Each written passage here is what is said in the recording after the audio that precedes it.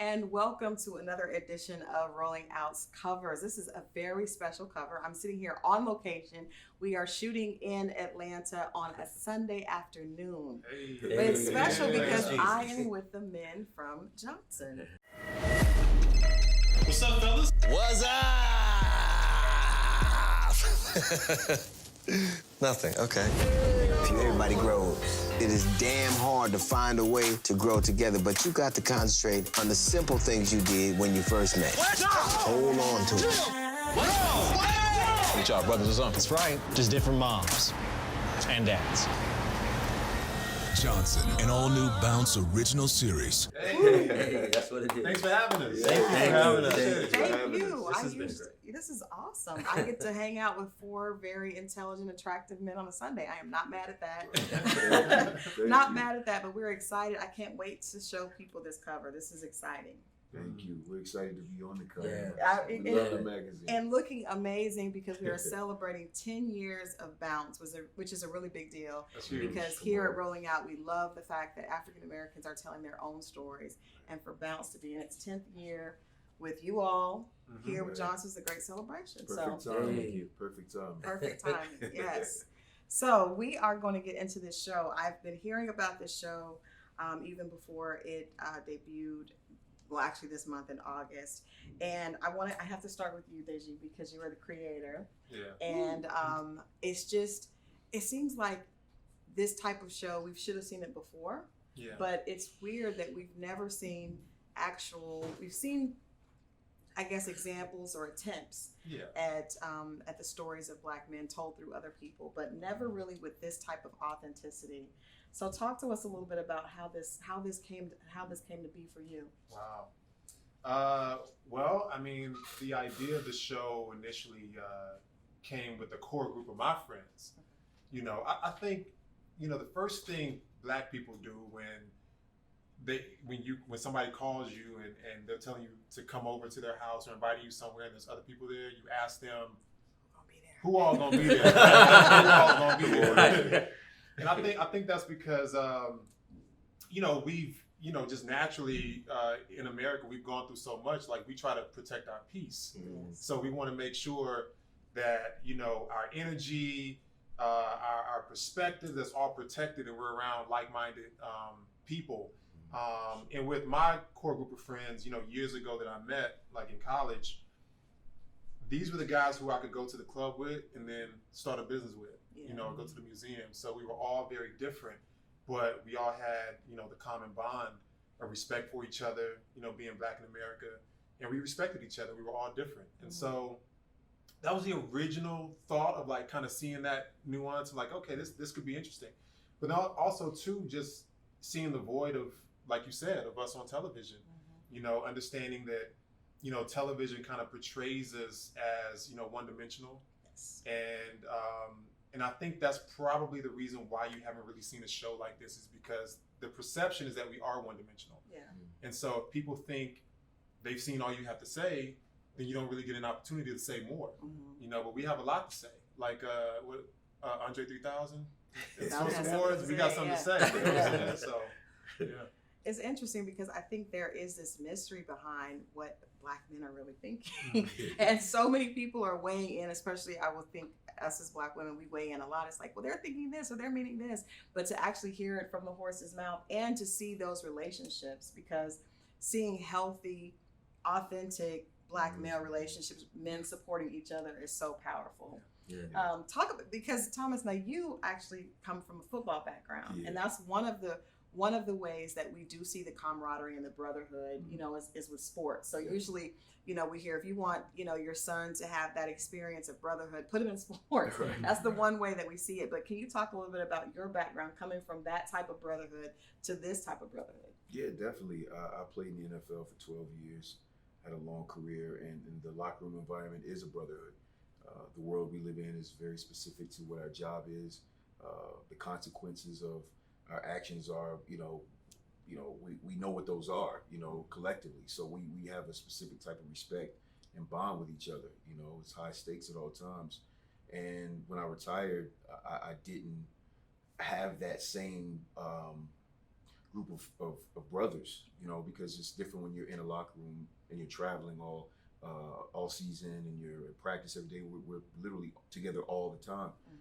And when you retire, you don't have that environment anymore. So fortunately for me, I was able to find acting, and when I eventually met Deji, and he told me about Johnson, and then, you know, met Derrick's and Philip, that's the first time since I had retired that I felt that bond, that brotherhood, and it was very special. And so, you know, coming from the sports world, jumping into this, being able to work on a show like Johnson that tells a narrative that really hasn't been told in this way before. This is my life on a day-to-day basis as a black man. All these issues that we're talking about, that we're highlighting, things that are particular to me, mean something to me. I love black people. I love black women. I love black culture. And, you know, like Deji said, you know, a lot of times, you know, people really make us one-dimensional, and we're not. And I think that plays a part in how we're treated, whether it's on the street, you know, whether it's in corporate America. You know, representation matters. So yeah, Johnson is a big deal, and I'm very proud to be a part of it. Well, I think that, I mean, you all are so, speak so well about it, I think, because it kind of speaks to the fact that it's organic and it's needed. Now, Philip, I know you've played on a lot of, you have a acting career that goes back far beyond this. But what is the difference about being able to play in something like this compared to maybe being on a soap opera or different shows that you've had the opportunity to be in? Well, when I was first given the scripts, I just noticed instantly that this is the first time I'm not really being asked to play a character.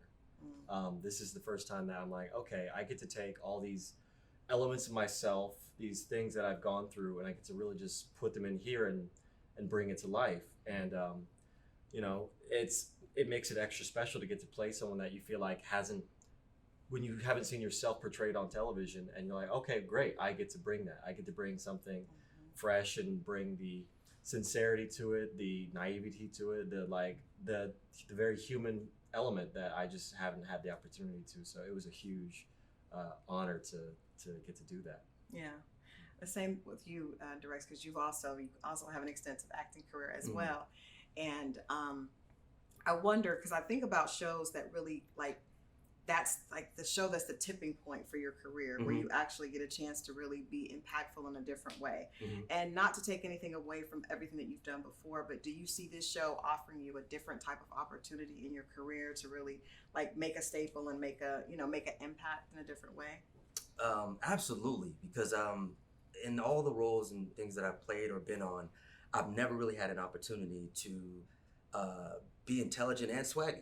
Right? They usually throw you in a corner, either in a category, right? And what I love is that even though we're all different, it's like I get to play a role where I have some intelligence on it. I get to articulate myself. I have my own company, but I have my brothers, and we're all different. And I've just never had the opportunity to be part of a show like that. So, you know, this is one of those moments where, you know, you pray about it, and it arrives, and you're just grateful. You know, so yeah, I really am glad about Johnson. Nice. Well, I think that the audiences are obviously the response that we see online, and we see people responding to the show that other people get exactly what you guys are saying, that it's resonating and people are really feeling it. Before we sat down, I was talking with a few of you guys about how we've seen stories about Black women told, you know, over the years. I'm a big Girlfriends fan. That's my favorite show. But the reason it was my favorite show is because I was able to see myself, and I was able to see my friends. And then again, because for so long, African Americans as a whole, we were seen in one way. You were either the loud girl, or you were like, you know, the friend that didn't do anything. There was no, and I'm like, we're not like that, you know? So I think that it's almost like 20 years later, and now we're seeing, you know, Black men have the same opportunity. And you mentioned, Thomas, you mentioned representation matters, especially at a time like this. When we see that things have kind of come to a head. Deji, I know that you have mentorship is a big deal to you. And I'm wondering if you see a connection. I think a show like this really allows all of you to mentor younger Black men, because I can remember being that young girl watching Girlfriends and thinking, wow, that's cool. So do you see an opportunity to kind of mentor and make an impact on culture by what you guys are creating here? This is like a threefold question. There's a few things I want to touch on with this. First and foremost, I just want to say that Johnson premiered with a record-breaking 2.1 million viewers, the highest rated half-hour show in Bounce's history. That's so huge. it just really, and we thank everybody for tuning in for that. We're so appreciative.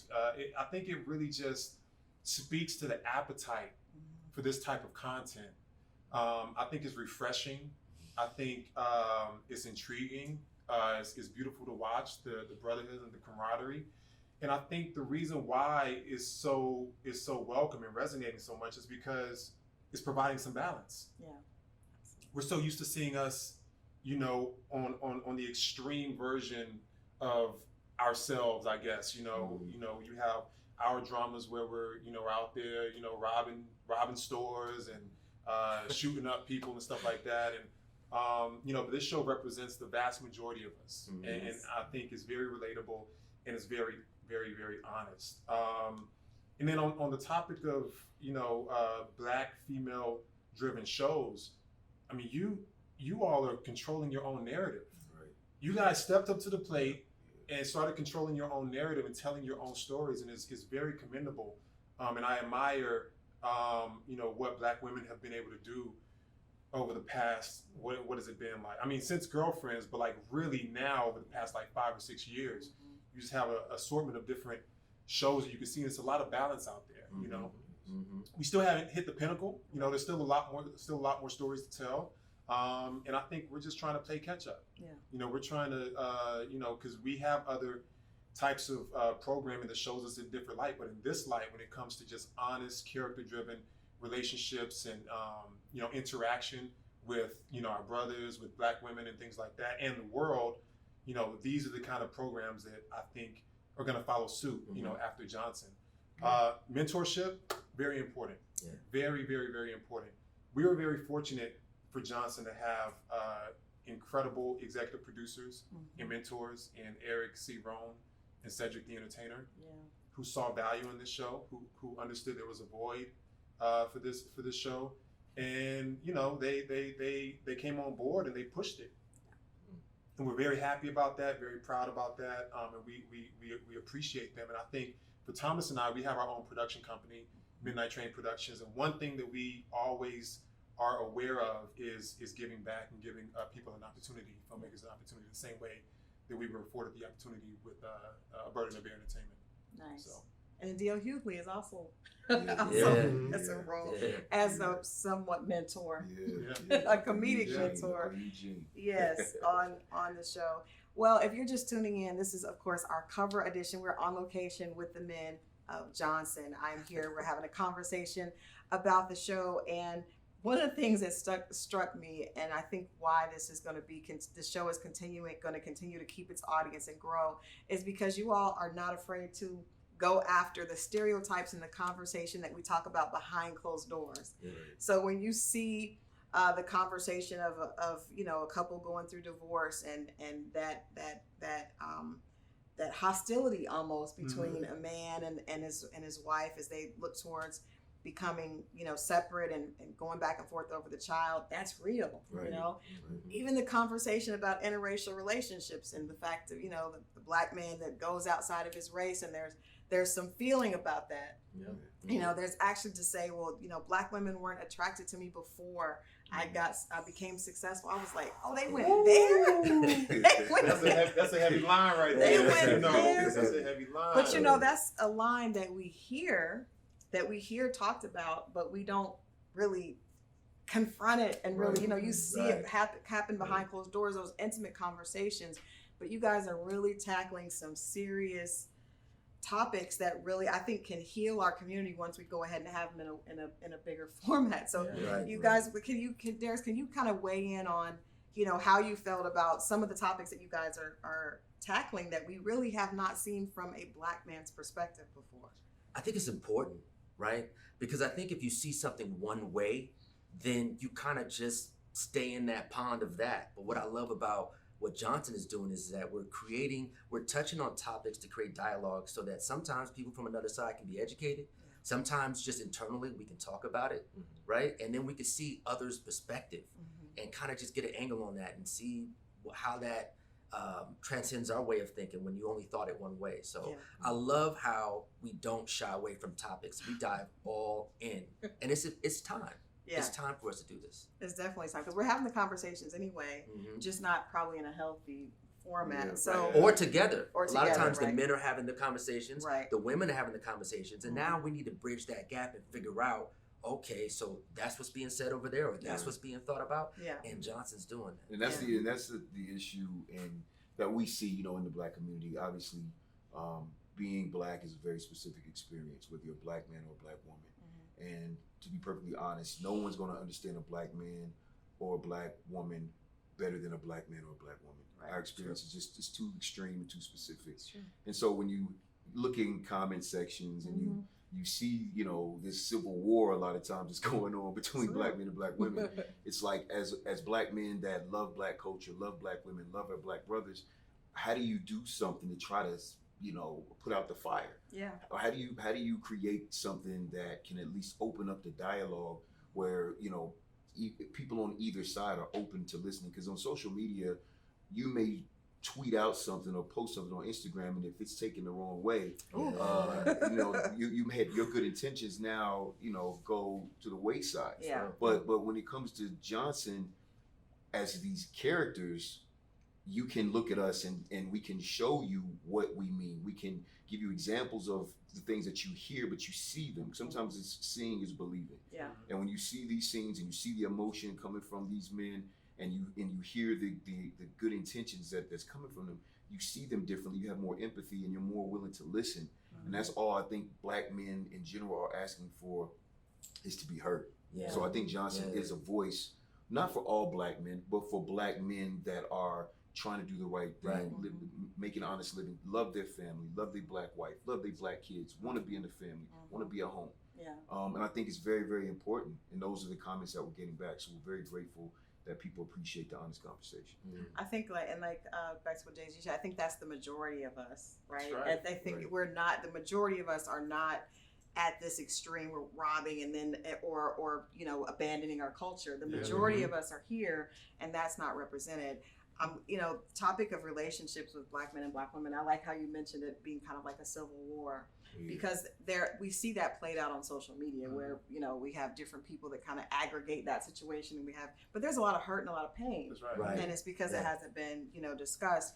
I want to ask, and I want any of you guys to kind of speak to this. I have a good friend, we were having a conversation at Rolling Out, and was a guy saying, I grew up without a father in the house. So I didn't really know I knew how to get women because that's what it's instinctive. Like I want to get that. But I did not know how to have if I realized I talked to this girl and I didn't want to be in a relationship with her, I didn't know how to get out of it. Right. I didn't know how to have a conversation with a woman and express my feelings to her. So I would just go away and then I would be seen as cold, and I just really didn't know how to do that. Yeah. And I think part of that obviously is there not being someone in the home, but also not seeing shows like this, not seeing this type of conversation had even in our music and any of that. We don't see Black men actually talking, like saying, I'm hurting too, this is what I'm going through. How do you guys see the relationships between you all and women on the show kind of helping teach and show a positive example of how to communicate through issues with the opposite sex? I'll start with you. With me, I think that this show is giving us the opportunity to examine like how there's different types of relationships and how like sometimes if you can be confident and honest with how you feel, then you might see the results that you want, that you're hoping for. Like honesty is everything. And I think that the show allows us to showcase that honesty. And we're seeing how, you know, like just because you want things to go one way, it may not happen that way, but the truth is if you're being honest with yourself, then like at least you'll understand the situation better. Like you guys will come to a place that will be where you want to be. Yeah. Well, okay. Let's unpack this a little bit if we can. I think, okay, so communication is extremely important. And we all know that. I think a lot of men in general have a hard time communicating because we weren't taught how to communicate. We didn't see a good example of communicating. And so it's kind of foreign to us sometimes. And I know, oftentimes women just say, just communicate, right? Just tell us how you feel. Just express what you want, express what you're thinking. And I think for us, that can, if we're not accustomed to that, that can be like uncharted territory for us. We might know how we feel, we don't know how to say it.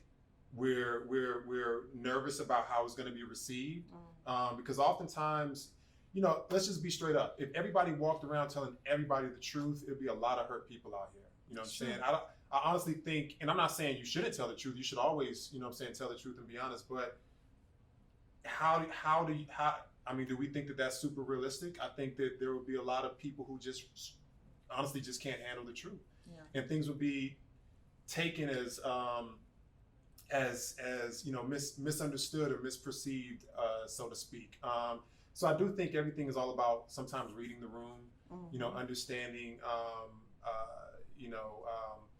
understanding, what you're going after, how to communicate. It's tricky. It's a very tricky subject, you know what I'm saying? Because communication is something you learn how to do through experience of not communicating properly for us. Wow. At least for me, that's how I got to the point that I'm at now. It's from not communicating and going through things that I didn't necessarily have to go through by not communicating properly. So I'm here, but everybody has their own journey. Right. And then insecurities as well. Black men have a lot of insecurities like everyone else, but there's this stigma and these stereotypes that certain black men feel like they have to live up to. Yeah. And when you're honest and vulnerable and being a human, a lot of times it's not received well because of those stereotypes. Yeah. Even by the black community, your own community. So if you're not safe in your own community, then you can't be safe anywhere else. Yeah. And I think a lot of black men struggle with that. How do I express myself without being labeled as soft or labeled a beta male? How do I be honest and show people that I'm a human being, I'm not void of emotion, and keep my integrity as a black man at the same time? Yeah. And it's confusing, and I don't think anybody truly pays attention to that. I think a lot of men have a hard time not being the version of a black man that people expect them to be. And that's very painful for a lot of black men. Yeah. And so I think that's a huge part of why we have an issue communicating. And then the men that do communicate, most of the time, you don't really hear much about them because, when it comes to black people and black men, usually the negative is what's pushed and promoted in the media. That's what people want to hear. That's what they want to see. So the people that are doing it the right way, they don't get the clicks. They don't get the clicks. They don't get the attention. So it seems like everybody's not communicating, but it's not true. Yeah, it's like we only hear about the people that are getting divorced. You don't hear about the people that have been together for 40 years. I think that's slowly changing, but because of situations and conversations like these. But before we started taping, we were talking about, in addition, for a lot of times black men, there's this idea. There also is this new idea that, not necessarily new, but it's being talked about more on social media, that men's value is judged by what they have. Yeah. So how do you, and I see this watching different things on social media. We see that there's a big move of women saying, I deserve this and I deserve that. And I always wonder, on the other side, for men, as a young man thinking, okay, well, I can't, approach a woman unless I have this or have that. Where do men fall in that? What do you guys feel about that narrative that's out there? Like the car, the money, the wallet, the house, that defines the value of the man, and it doesn't leave very much room. No, I think it's absolutely true. I do personally. I'm just speaking for myself. I think society, and I'm talking about society, I'm not pointing the finger at anybody, but society judges men on their accomplishments and what they can provide. That's true. Right? What type of security they can provide. If they can take care of, family, take care of, their wives, their family, etc. I think is absolutely true. And I think for a lot of men, we've just accepted it. For me, I've accepted it. And I actually maybe judge myself based off of that as well. I'm always striving for more. I'm always striving for more so I can continue to be of service to myself and to other people. And so I might have fallen into that ideology a little bit. I think slowly but surely we're starting to see other ways that we're valued, or the other ways that we should be valued. But right now, I think that's what society has placed on us. And so, for a lot of times, man, we just we're not afforded the opportunity to change things, right? We just have to move forward, with the hand that we're dealt. And I think a lot of men just do that. We just go to work so we can provide, and that's it. Yeah. We don't complain about it oftentimes. Yeah, and it's easy. Also, go ahead, Derek. Go ahead. I was gonna say, I think it's really dangerous too, because it's not really you don't really know the man you are until you've gained a lot and lost it all, right? That's when you have to really figure out who you are. Yeah.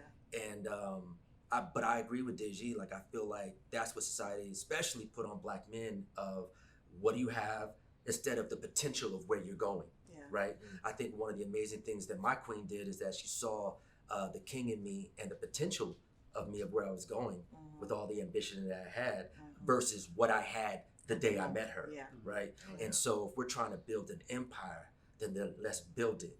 You know what I mean? Or are you saying you want me to already have it, right? Right. So, That's what's promoted. That's what's promoted, though. I mean, I'm a former NFL player. You know what I'm saying? So the entertainment space, that's what it is. It's the athlete, it's the rapper, it's the, guy in the street that's making the money, So when you promote that constantly, over and over again, whether it's in, music, whether it's on TV, it's brainwashing it, and the Black community suffers the most, because we're so far behind based off of just the history of this country that, any slip up, is going to keep us where we are, and we need each other. We need the Black family. We need a Black family structure to continue to push forward and promote the Black people that aren't athletes. That's another reason why I wanted to get into acting. And I completely changed my identity. My name now is Thomas Q. Jones, not Thomas Jones, football player, because I wanted to make sure people understood I played football, but that was what I did. That's not who I am. I'm a Black man first that's ambitious. I care about my community and my people, and I want to promote everything as I possibly can outside of the stereotypical sports and being, and it's nothing wrong with that stuff. Obviously, it's those are some of the few opportunities that we do have. Right. But there are so many other things that we could be doing and that we should be doing as Black men, and we are doing. We're just not getting the attention. Absolutely. Well, you guys, this is a small snippet of some of the topics and the way that they're being handled on Johnson. I'm so thankful to the four of you for hanging out, for sharing this little bit with us today. Tell people where they can see the show, how they can tune in, how they can become fans of the show, and how they can support. The show is on Bounce.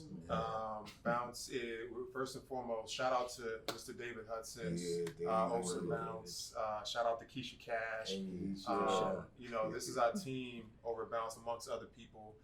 David saw the vision and brought it to Bounce. And Bounce is, they're a dope network, man. They're growing. They have a really committed fan base, a core group fan base, but they're also growing and bringing on programming that they haven't had before, and Johnson is the first of its kind on the network. So Bounce, everybody has Bounce. Whether you know it or not, check with your local cable provider.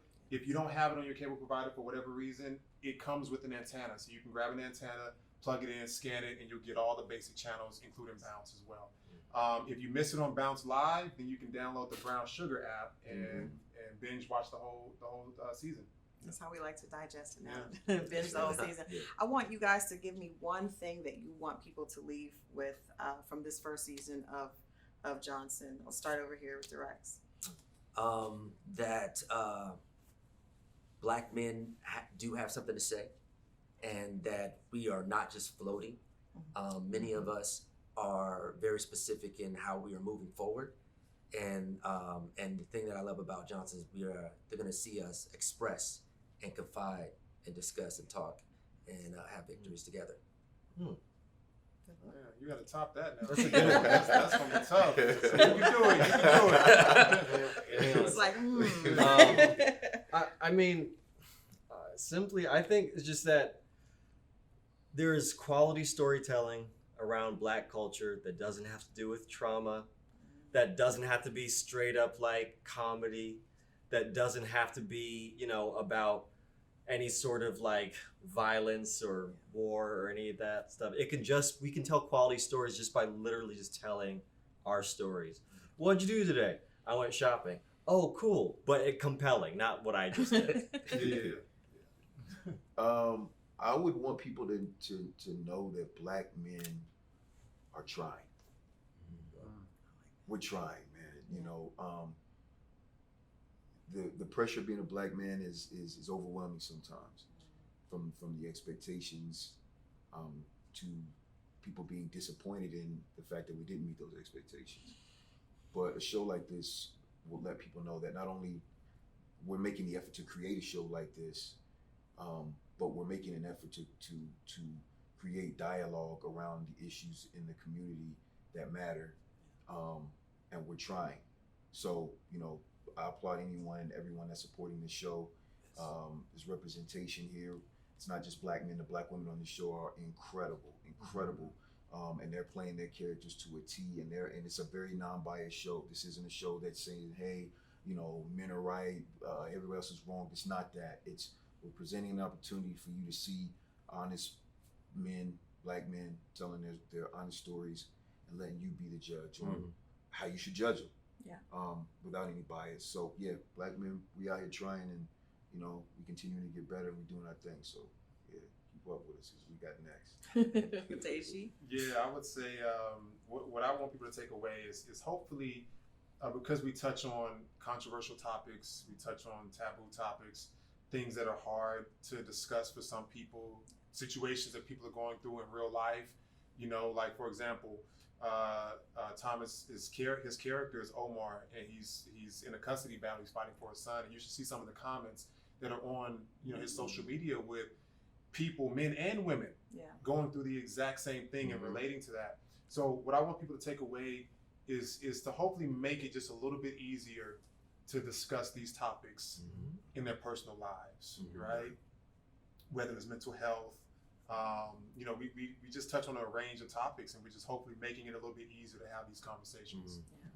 Well, I want to applaud all four of you all for really being a part of this new, this kind of new show that we haven't seen, but it has been so needed, you know, for our community. As a Black woman, I want to thank you because we are trying to understand as well, and I think the best way for us to do that is hear from you all. You know, and sometimes when you hear in a forum like this, it allows you to see things in your own situation, in your own life. So it's a part of healing, and I think that it's great for us to see Black men being a part of that and standing up and telling their own stories. So I thank each of you guys on behalf of Black women. I can do that. I'm doing that since I'm at Rolling Out. I'm speaking on behalf of Black women, but I'm also speaking on behalf of Rolling Out. We thank you guys so much.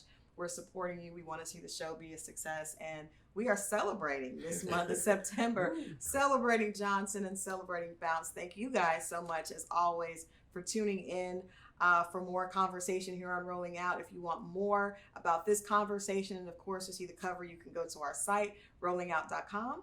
And with that being said, I look forward to seeing you all next time. All right?